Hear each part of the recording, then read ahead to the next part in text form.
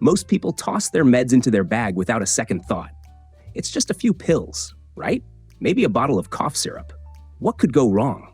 Then security flags your bag, or customs pulls you aside because your cold medicine isn't allowed where you just landed. Or worse, an officer grabs your medication and says you can't take it through. That moment, it feels like a violation. And in many ways, it is. But it still happens. And it's often because the label was missing, the rules weren't clear, or the airport didn't care to explain. This video is how you avoid that. We'll show you what you're allowed to bring, what could get flagged, and how to pack your medication the right way, so no one ever lays hands on something you can't afford to lose. Let's get into it.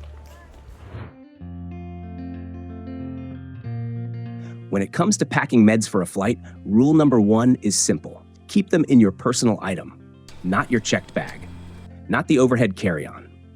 Your personal item, the one that stays under the seat in front of you. Why? Because the overhead bin isn't a guarantee. If space runs out, flight attendants might gate check your carry-on, and just like that, your access to meds, gone. Maybe until you land, or longer if the bag gets delayed or lost. And even if your bag makes it on board, try digging through it mid-flight with the seatbelt sign on. It's just not happening. But when your meds are in your personal item, say, a tote or backpack at your feet, they're always within reach. No scrambling, no stress. Whether it's a life-saving prescription or the one thing that keeps your allergies from ruining row 23, keep it close. Always. Let's clear this up, because it confuses a lot of travelers. Do you really need to keep your prescription meds in the original bottle with your name, doctor's info, pharmacy label, and all that? If you're just flying within the US, not really. TSA doesn't require original containers for pills. You can use a weekly organizer or an unmarked bottle if that's easier. Same goes for liquid meds over 3.4 ounces. Just pull them out and declare them. TSA's main focus is flight safety, not whether your ibuprofen has a label. Even on international departures, TSA usually won't dig too deep. As long as your meds aren't triggering alarms or taped to something suspicious, they're not going to stage a full investigation. But once you're flying into the US, whether you're a returning citizen or a visitor, things change fast. At that point, you're dealing with Customs and Border Protection, not TSA. And CBP isn't checking for weapons. They're checking for compliance with FDA standards, public health regulations, and import laws.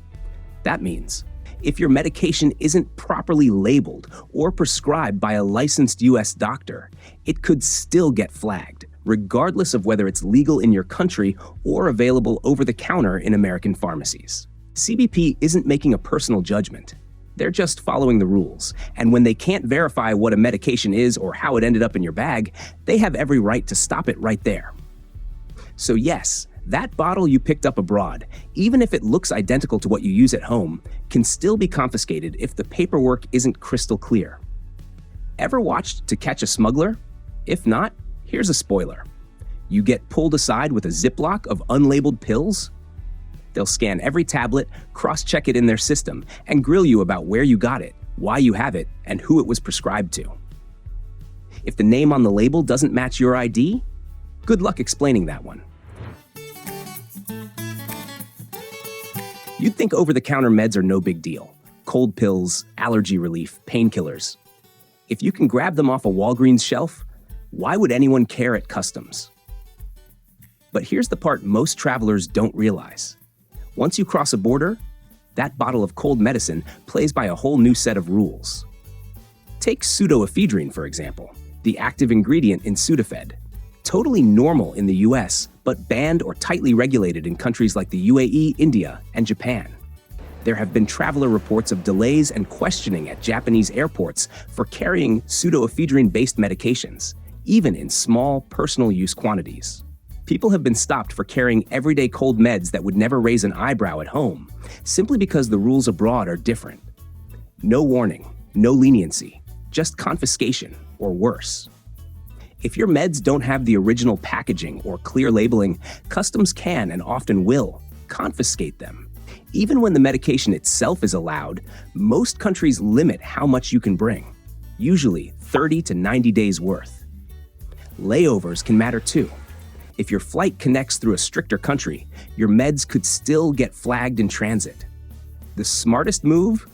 Double-check the rules for where you're going. Keep everything in its original box with the label visible. And when something feels borderline, having a doctor's note can make all the difference. You've probably heard it 100 times. Liquids over 3.4 ounces aren't allowed in your carry-on. But what happens when that liquid is cough syrup, saline, or your prescription eye drops? Well, the good news is, TSA makes exceptions for medication. You can absolutely bring them, even if they're over the limit. But, and this is where people get tripped up, they might still be inspected. That's why it helps to have all your medical liquids packed together in a clear, separate bag. Whether it's a see-through plastic pouch or a Ziploc, it makes screening faster and a whole lot smoother. The last thing you want is to be digging through your tote while an agent waves your gel capsules in the air, asking what they are. And if your meds need to stay cold, TSA allows gel packs or ice packs, as long as they're used to keep medication cool. Just let the officer know. They'll probably check them separately, maybe swab the outside, but it's nothing dramatic if you're upfront and prepared. So even though TSA allows liquid medication, that doesn't mean it gets waved through without question. And here's something a lot of travelers don't know. If you don't want your liquid medication to go through the X-ray, for medical or religious reasons, you can ask for an alternative screening. Just let the officer know. They're trained for that. Make it easy for them. And for yourself. A little prep goes a long way when you're one person in a line of tired travelers and beeping trays. Here's one most people don't expect. Powders can get flagged at security. If you're carrying over 12 ounces of anything powdery, baby powder, protein mix, drink packets, you'll need to take it out for separate screening. And yes, that includes some powdered meds too. If it's something you don't need during the flight, toss it in your checked bag and skip the hassle. If you've got medical equipment you need to bring, like an insulin pump, a CPAP machine, or even syringes, you can absolutely take them on the plane. TSA allows most medical devices, and yes, that includes needles too. As long as they're clearly linked to the medication they're meant for, like insulin. You're not expected to be clever with how you pack them. Just make sure they're clean, labeled if possible, and easy to access if an officer needs to take a look. TSA deals with these items all the time, so they know what they're looking at, but it helps when you're upfront and organized. Now, technically, you can pack medical devices in your checked luggage, but if they're fragile, valuable, or something you might need mid-flight, keep them in your carry-on. That way, even if your checked bag ends up on a different flight or in a different city, you're not left scrambling. Not everything fits in your bag. Sometimes you're wearing it. If you use a continuous glucose monitor or an insulin pump, or if you've had surgery and now carry metal in your body, like a hip replacement or surgical screws, just know that these things can absolutely set off airport scanners. It happens all the time, and it's not a big deal, unless no one's expecting it. That's why it helps to say something early. As you approach the checkpoint, just let a TSA officer know, casually and clearly. Something like, "I'm wearing a medical device," or "I've got a metal implant." That simple heads up can make the difference between a quick check and a long, awkward delay. Devices like CGMs or insulin pumps can be sensitive to full-body scanners, so you can ask to skip them and request a hand screening or pat-down instead. TSA agents are trained for that. It's not the most fun part of flying, but it's safe, and more importantly, it protects your gear. Prefer a little more privacy? You can always ask for a private screening or speak with a supervisor. It's your right. You don't need to explain why. You also don't need a doctor's note to travel with these devices, but having one doesn't hurt. Same goes for carrying a card from the device manufacturer. In most cases, you won't need to show it, but if things get complicated, especially at a busy international airport, it can make everything a lot easier. Let's talk about something that catches a lot of travelers off guard: CBD and marijuana. Just because it's legal in your state or easy to buy at home doesn't mean you can take it through an airport. and definitely not across borders. In the US, TSA follows federal law, where marijuana is still illegal. That includes medical marijuana, edibles, oils, any form. TSA agents aren't out searching for it, but if they find it while screening your bag, they're required to report it. What happens next? Depends on the airport, the local laws, and your luck. Even flying from one legal state to another isn't a guarantee. You could breeze through or end up missing your flight while answering questions. And internationally, way riskier. Some countries have zero tolerance policies, even for trace amounts of THC. That includes products labeled as CBD. If you're caught, I didn't know won't help. Even in Canada, where marijuana is fully legalized nationwide, you're only allowed to carry it on domestic flights, and only within strict limits. But if your flight is unexpectedly diverted to the US, you could be in serious trouble without ever meaning to break the law. Bottom line, however harmless it seems, leave it at home. It's just not worth the risk. Here's the thing about travel. It doesn't always stick to the schedule. A missed connection, a storm, a canceled flight, and suddenly you're in a different city for 2 extra days with your pill bottle almost empty. That's why it's smart to pack a little more than you think you'll need. Just a few extra doses can save you from scrambling when things don't go as planned. And while you're preparing, check ahead. Is your medication even available where you're going? Some prescriptions that are common in the US, like birth control pills, can be hard to find or even unavailable in other countries.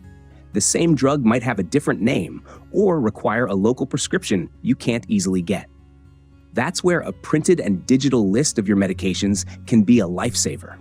Include the names, dosages, and your doctor's contact info. If anything gets lost or stolen, you'll have exactly what you need to explain it, whether to a local pharmacist, a doctor, or a border officer asking questions. Sometimes it's not the medication that's the problem. It's the stress of getting through security with it. And the good news is, TSA actually offers a few resources that can make the whole process smoother, if you know where to look. If you or someone you're traveling with has a medical condition or just needs extra time or assistance at the checkpoint, TSA Cares is a program you'll want to know about. You can call or email ahead, ideally 72 hours before your flight, and they'll arrange for someone to assist you through the screening process. It's not about skipping the line. It's about getting the time, space, and understanding you might need when your meds or devices aren't exactly scanner-friendly. Have a super specific question? Like, can I bring this injectable migraine medication through security? Or, will my CPAP machine need to be unpacked? That's where Ask TSA comes in. You can message them directly on X or Facebook, and they'll give you an official answer, usually same day. It's surprisingly helpful, and honestly underused by most travelers. Don't want to explain everything out loud at the checkpoint? TSA also offers a notification card you can print from their website. Just hand it to the officer, and it speaks for you. And if you fly often, especially with medical gear or medication, it might be worth looking into TSA PreCheck. It won't magically solve every issue, but it does mean shorter lines. You won't have to take off your shoes, and you can usually leave laptops and liquids in your bag, including that bag of essential meds you've carefully packed. For frequent flyers with health needs, it's a small investment that pays off almost every trip. You've packed smart. You've labeled everything. You even brought a doctor's note just in case. But here's the truth. Even when you do everything right, things can still take longer than expected. If you're traveling with multiple medications, liquid meds, medical devices, or anything that might raise a question at screening, give yourself more time. Show up early. Not just get there on time early, actually early. Security procedures vary, not just from country to country, but sometimes from one airport to another. Even within the US, how smoothly things go can depend on the specific TSA officer you happen to get that day. Some wave you through. Others want to swab, inspect, double-check, and ask a few questions. It's not personal. It's just the system. But the more meds or equipment you carry, the more likely it is that someone's going to take a second look. And those few extra minutes can add up, especially if you're cutting it close. So don't let your carefully packed meds be the reason you miss your flight. A little buffer time buys you a lot of peace of mind. Traveling with medication shouldn't feel like a gamble, but if you don't know the rules, or worse, assume you do, it's way too easy to end up in trouble over something that should have been simple. Hopefully, now you've got the tools to avoid all of that. You know what to pack, how to pack it, what to say at security, and what not to assume just because it worked last time. If this helped you feel more prepared, share it with someone who always travels with a pill case and zero labels. We all know someone. Got your own TSA story? Maybe you were stopped, questioned, or even had meds taken away. Drop it in the comments. It helps other travelers know they're not alone. Hit like, hit subscribe if you want more no-nonsense travel tips, and we'll see you in the next one. Safe travels, and keep your meds where you can reach them.